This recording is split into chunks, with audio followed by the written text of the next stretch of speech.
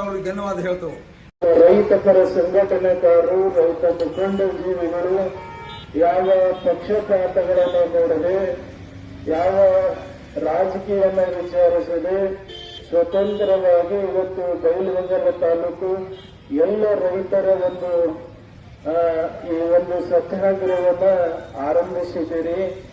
ಬಹುತೇಕ ನೀವುಗಳು ಯಾರು ನಿಮ್ಮ ಮನೆ ಬಗ್ಗೆ ಕೇಳ್ತಾ ಇಲ್ಲ, ಬಹುತೇಕ ನಿಮ್ಮ ಬಗ್ಗೆ ಕೇಳ್ತಾ ಇಲ್ಲ.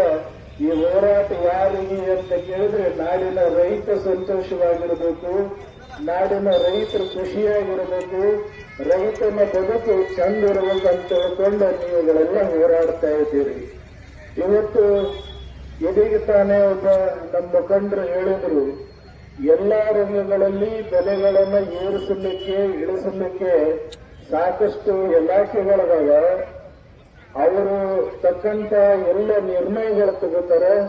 ಆದ್ರೆ ರೈತನ ಒಂದು ಕೂಗು ಇವತ್ತು ಸಮಾಜವನ್ನ, ರಾಜ್ಯವನ್ನ ಕಣ್ಣು ತೆರೆಸುವಂತ ಕೆಲಸವನ್ನ ಮಾಡ್ತಾ ಇದ್ದಾರೆ.